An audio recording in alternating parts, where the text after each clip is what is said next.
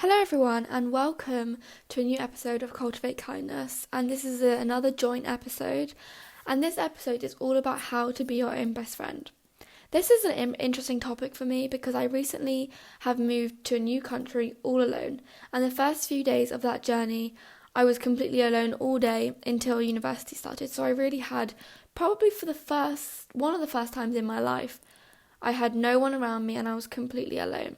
I think in times like this is where you really have to be your own best friend, and spending so much time with yourself kind of forces you to face every part of who you are and be able to navigate this alone. As human beings, we are social creatures, so while it's important to have a good relationship with yourself, it's equally important to form connections, even if simple, connections with the people in your life.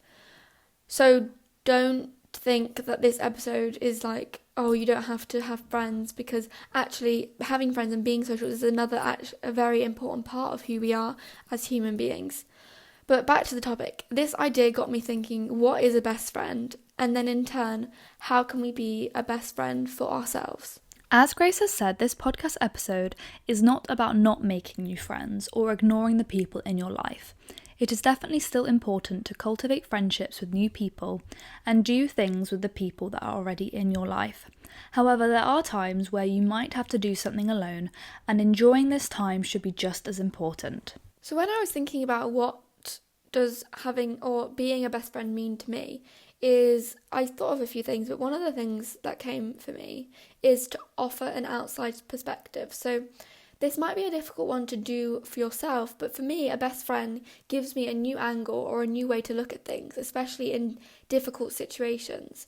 A best friend might react differently to a situation than you and I think, and that is a good thing. Sometimes we can get very overwhelmed and overpowered by all our feelings and thoughts, and being able to have someone else's opinions are so valuable. So how do we do this for ourselves? I think the main thing I can think of is to allow yourself to take a step back from certain situations and think, okay, is the way I'm reacting helpful to me or not? What would my best friend say? Ask yourself whether the way you are reacting to, let's say, a difficult situation, like if you fail an exam and you refuse to leave your bed because you are too sad and it feels like the whole world is ending. Is this reaction just reacting to the situation at face value, or are there other ways you could react that would actually be more beneficial for you? Best friends give advice, and others are not afraid to be honest, so give yourself that advice as well. Take a step back and think about how you could approach this thing differently, or how you can react differently, because remember that we cannot predict or control the things that happen to us, but we can control how to react. So that is, for me, a big thing about being your own best friend, is to, when you feel like you're in an overwhelming situation and all you can think of is how you're feeling and your emotions are kind of spiraling, take a step back and think, how would someone else perceive this situation? How would someone else react to this situation? And that can really help you be supportive to yourself and help yourself through difficult times. Something about being your own best friend is also very important when it comes to doing things that you really want to do or have wanted to do for a really long time. It can often happen that we don't do something because we are waiting for someone else to say yes or to come along with us. But if you spend forever doing that, you might miss out on so many amazing opportunities that you might want to be a part of too. I feel like a good example of this that happened in my own life is when I wanted to go and watch a film at the cinema recently, and no one else could come with me, so I decided to just go by myself, as I'd wanted to see this film for a really long time, and honestly it was just so enjoyable. At first it was obviously a little bit strange, but over the past couple of years I've started to do this more and more, and sort of doing things alone that might seem quite intimidating at first. But what you've got to remember is people are not staring at you, and oftentimes they are in their own head just as much as you are. So sometimes it can be hard to feel comfortable alone, or even just spend time at home alone. So it can be also really easy to also just reach out for your phone instead of being present and actually thinking about what you want to do when you are alone. So this podcast episode is sort of a reminder to Take some time to do things that you truly want to do alone and try not to reach for your phone. I know it is really hard to do that, but oftentimes we will do this when we are alone or uncomfortable, and at times that is fine, but it can also take away your attention span. But also, if there is something that you, again, have been wanting to do for a long time but have been afraid to start, you'll oftentimes find yourself just scrolling on your phone instead because you're sort of avoiding that. But I encourage you to step out of your comfort zone and go and do that thing that you've always wanted to do. But there are actually a lot of benefits to being alone and learning how to enjoy your own company and be your own best friend, for example. Being alone or spending more time with yourself can help you reflect on what is going on in your life. When you're alone, you can delve deeper into your thoughts, feelings, and motivations without external distractions, and this can lead to a greater understanding of your personal values and goals. In the same way, spending time alone lets you understand yourself more. You can spend time observing yourself and learning your patterns of behavior and stuff like that. Spending time alone can help build self-resilience and confidence. Navigating challenges and making decisions independently strengthens your ability to trust yourself and your judgment. I feel like I've had to do this a lot recently, moving out alone in a new city where I did not know anyone. It is hard to be constantly alone, but it also gave me the space for reflection. And actually, I am taking these moments alone as a break from the hustle and bustle that life usually is, because I know things will change, as they always do. So even if you are in a period of being more alone than usual, try to enjoy it and be your own best friend. Also, when you're alone, you have this freedom to explore your interests and your passions without compromise. This can lead you to discover new things that you might enjoy, new hobbies or pursuits that maybe you wouldn't have done if you weren't alone in the first place.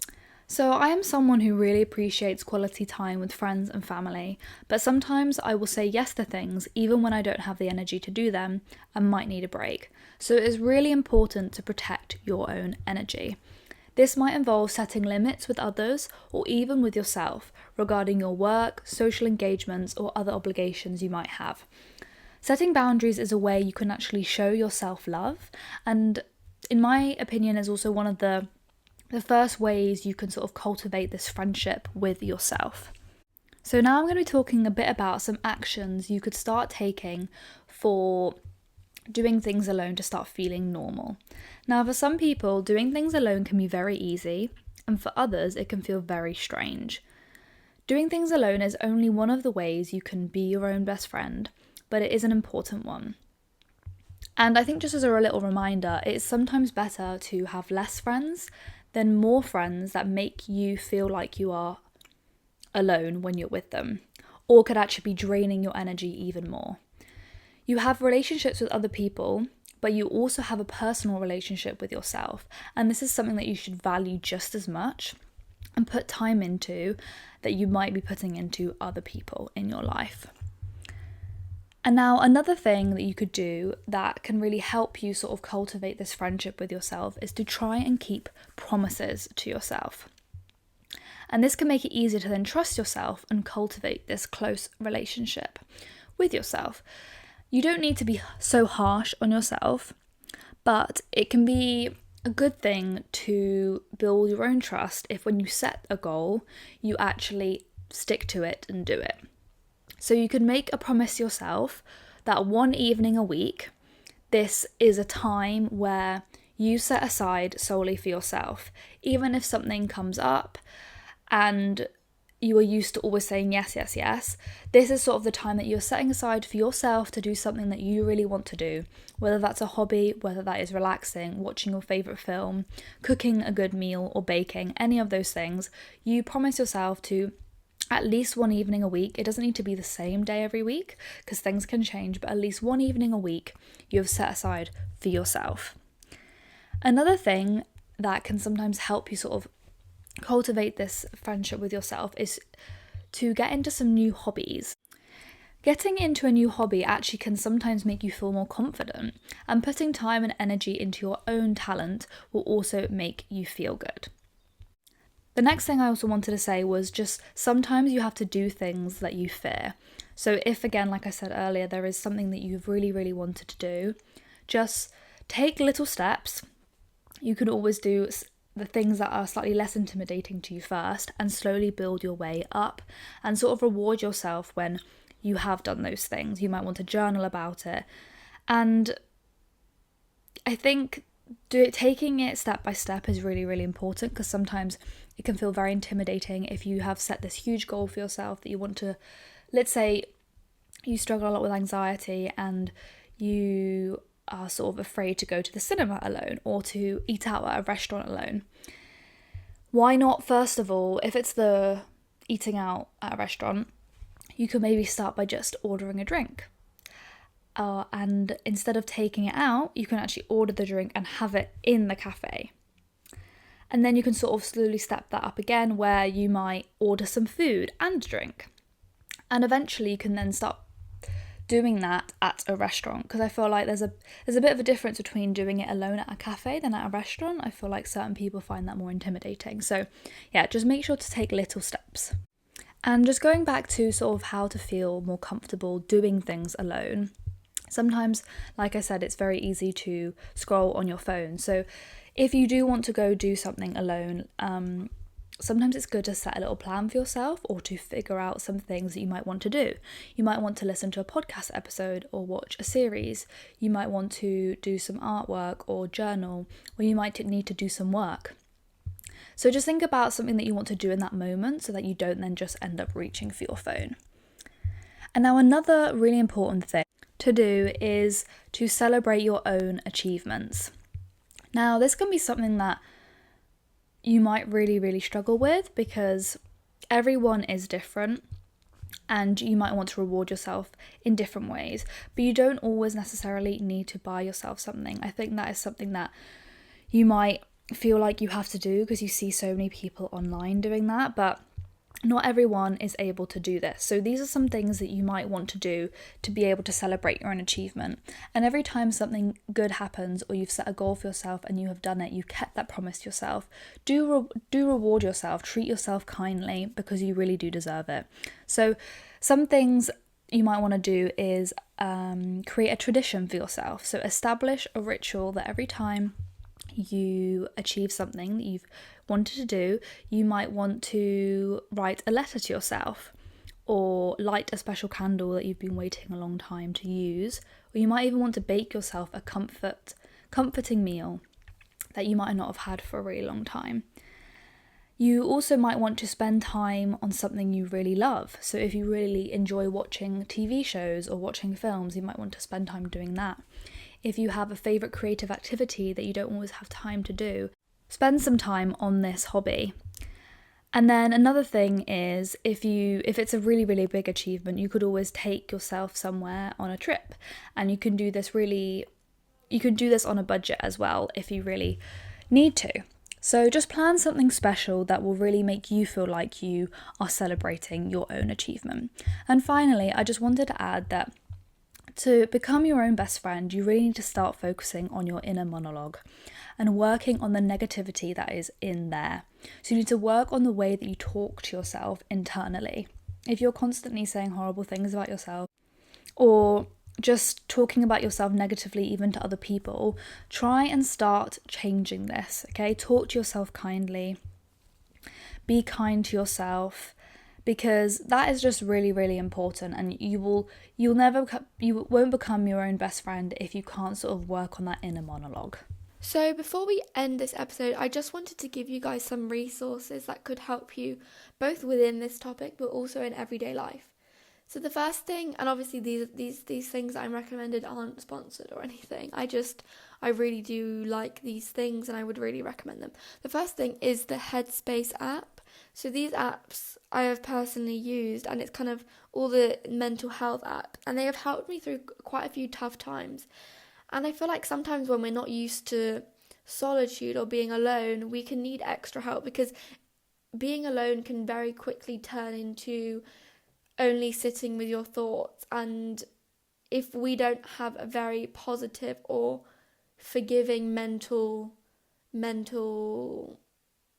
brain space, if our thoughts are very negative, it can be very difficult to be alone. I think that's why a lot of people avoid being alone at all costs, even if they have to be friends or be in relationships with people that aren't good for them, because a lot of people are scared of being alone, and that is understandable because, as I said before, we are social creatures, so in a certain way we do need a certain level of socialization and of support and relationships. So I'm not saying that is a bad thing. We actually do need that, but we also need to be able to be alone, because then we don't go out searching for things that aren't good for us just so then we don't feel alone, if that makes sense.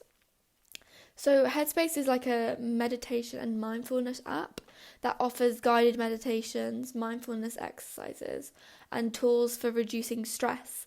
And I really, really like these apps because not all of us can have access to therapy, and also even if you do have access to therapy, a lot of the times there's waiting lists, so it's not instantaneous. So these apps, you just download them and they're there for you, and you can do that.